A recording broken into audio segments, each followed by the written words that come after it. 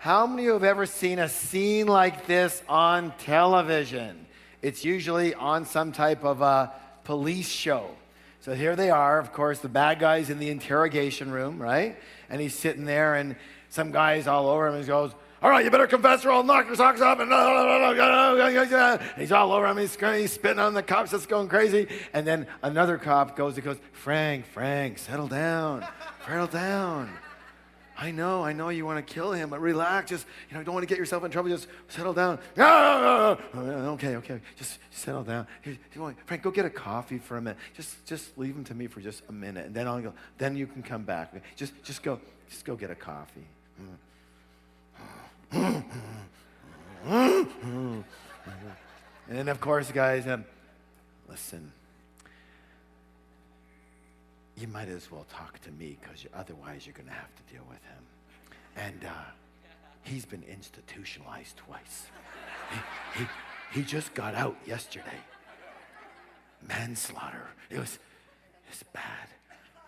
Let's just see if we can work this out. Yes or yes, right? Now you've seen that, right? All right. That has a name. Oh, we're not all cops. And we're not all guys, but it is called guy or gal, or both. What's it called, please? Yeah, it's the good guy, bad guy routine. One partner is usually nice and generous, and the other one doesn't want to give an inch. And you can do this with people that you know. You do this with people in your office. I do this with my secretary, my assistant, partners. And you simply agree in integrity who's going to be what. Now, normally that's pretty natural. One of you is normally a little more, and the other one's a little more generous. Yes or yes? That's pretty normal. But, what you want to do is you want to play it up a little bit. Yes? Again, my father and I had a situation very similar where the trades would come in and I would start the negotiation, not even intentional. That's where I really got that it worked. And I would start the negotiation, say, with the plumber. He'd be sitting in the trailer, and we'd be working on the agreement and talking about this point and that point. And, we'd have some agreements, things. And then my father, who was a pretty hard-nosed character. And he would walk into the trailer, and he'd go, "Who's that?" I go, that's our prospective plumber, Dad. He goes, "I never saw him before." I know he's new. He goes, "Let me see that agreement." He picks it up, and we have several things we've already agreed to. He goes, "What's that?" No. What are you, crazy? You tear the whole thing. Get away from me. Get out. And I go, "Dad, relax. Dad, let me talk with him. Take it easy." He goes, "No." And again, he'd do exactly that. He'd slam the door, and he'd poke his head in. 2 minutes later, he goes, "Is he still here?" I go, "Duh." And I'd go, listen. He's not on site that much. And let's just clean. If you can, he's going to be coming back. Why don't we just do it? There's a lot of money at stake here. If you want to just get this hand, where do I sign? Where do I sign? Okay, all right. But I'm only dealing with you, right? Yeah, just with me. Okay, no, not him. No. I want that in the agreement. Okay, no.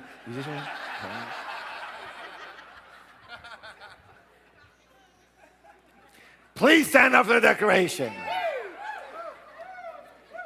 I use the good guy, bad guy routine. Again. Twice as loud.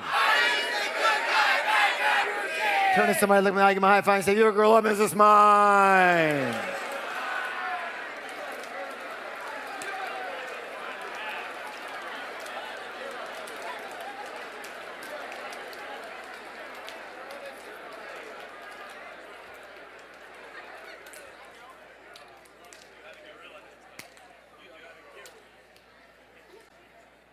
And it's very easy.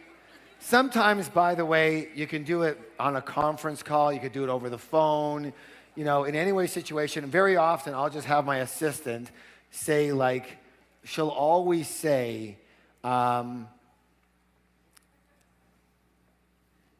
think we could do better." Or, "I don't think it's such a great deal, Harv." And that's what she knows to say. So when I'll say, "So, Leanne, what are you feeling on this? And she'll go, I don't think it's the greatest deal. And I'll go, I don't know. And I'll go, I don't know. She's usually pretty right on. She's got that woman's intuition, If there's a way that you can drop this just a little bit and maybe we can work it out, would you feel better about that, Leanne? I'd feel better. You can help me out? You know what I'm saying? Yes or yes, right? Yeah. All right, good. Next one. I need a bit of help here. Let's see. Can I get you? No. I need. Yeah. No, hold on for a second. I need someone small, little. Yeah, you. And no. And then this gentleman over here. Okay. All right. Here. Yeah. Come on up here. I know you're nervous. It's okay. It's okay. I'm not going to ask you to take your pants off. All right. Give them a round of applause. You're Arlene, right? And you are Ali. Good. Okay. So Arlene, can you stand over here? Stand right here. And Ali, you stand in front of me over here facing me. You look like a big, strong guy. When I tell you and not before, what you're going to do is you're going to load up and you're going to punch me as hard as you possibly can right in the stomach. Not until I tell you, though, okay? Now, you got to get in position here and really hard as you possibly can, okay? Because I know you're a big guy. You can do that. All right? Now, when I tell you, are you ready? Yep. Okay, come on over here for 1 second. All right. Okay. Whenever you're ready, Ali, go ahead. Yeah. All right, get the idea, yes? Give them a round of applause. Thank you. Don't go away. Thank you very much, 85. All right, thank you so much. All right. Good. Thank you for that. I appreciate it.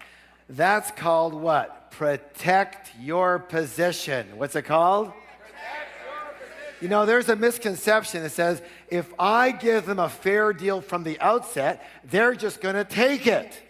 Is that reality? No, because your idea of fair deal and their idea might be very different. So, you have to give yourself room. What's the word? Room.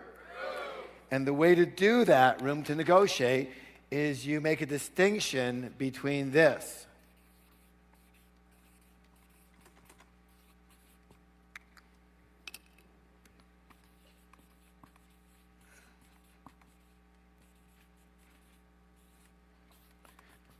Between what, please? Blue chips versus bargaining chips. Blue chips versus bargaining chips. What are blue chips? Things that are kind of non-negotiable for you. You really want this in the deal. What are bargaining chips? Concession points, protective points, things that would be nice to have, maybe have, whatever, but whether you have them or not is not a big deal to you. Yes or yes? Do they know which are your blue chips and which are your bargaining chips? No. They don't know that. Thank you. So these are have-to-haves versus nice-to-haves. So the idea is to ask for everything. What's the word? Everything. Throw the kitchen sink into your wants and then be prepared to delete. My good friend Les Brown, if you reach for the stars, you're at least going to hit the moon, right? So divide your desires into blue chips versus bargaining chips. And for example, in a real estate offer, add in, here's the house, and you want included, you're going to want all the appliances, all the window coverings, all the paintings, including their wedding picture. They have to strip all the wallpaper. They have to resurface the driveway, etc. Normally, my property offers, there's 2 pages of addendums of everything I want. And they look at it and they go, are you crazy? I go, what? They go, who wants this? What? Well, it's in the house now. I mean, that's from our wedding. It was a gift. I don't know. It was there. So what? I don't know. Well, I'm not giving you that. Okay. Are we good now? No, we're not good. There's 2 more pages of stuff here. We're not good. What else is important to you? My clothing? It's in the closet. I mean,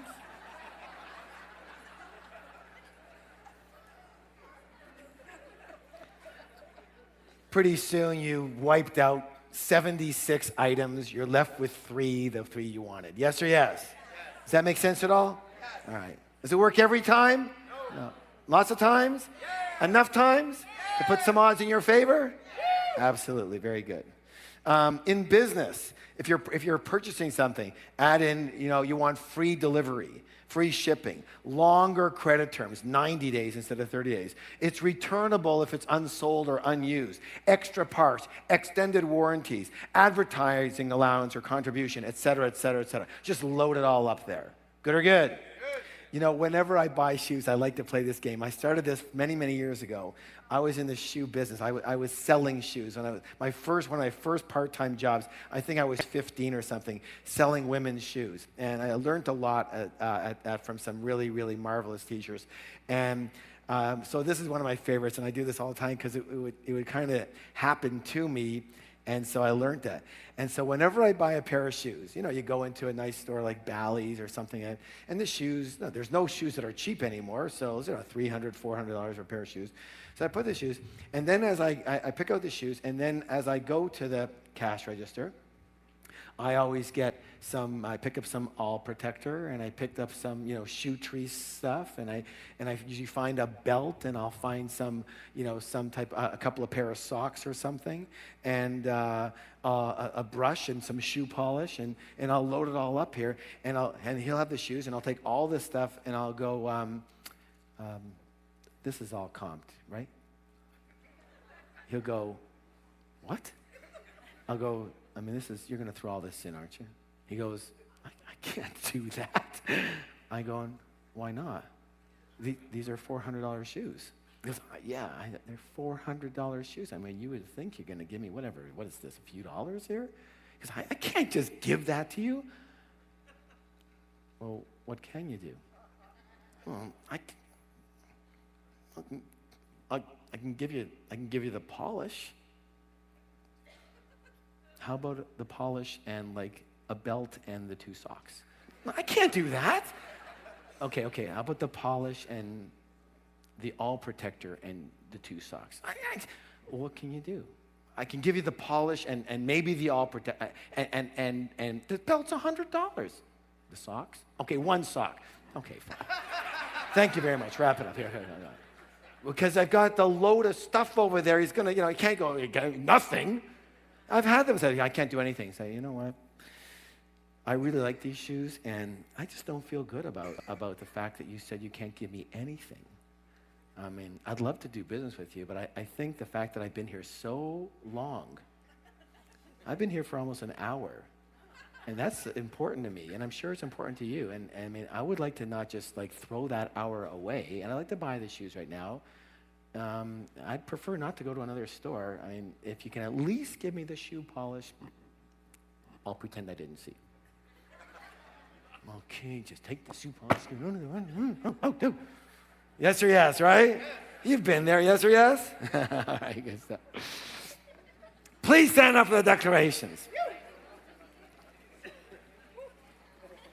All right, so you understand it's critical to add these things in to become concession points. These are your protection. These are your buffer elements. Yes or yes?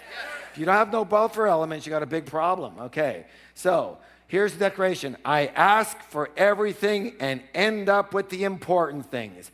I ask for everything and end up with the important things. Again, I ask for everything and end up with the important. One more time, twice as loud. Turn to somebody, look at me, give me a high five, and say, you have a girl of business mind.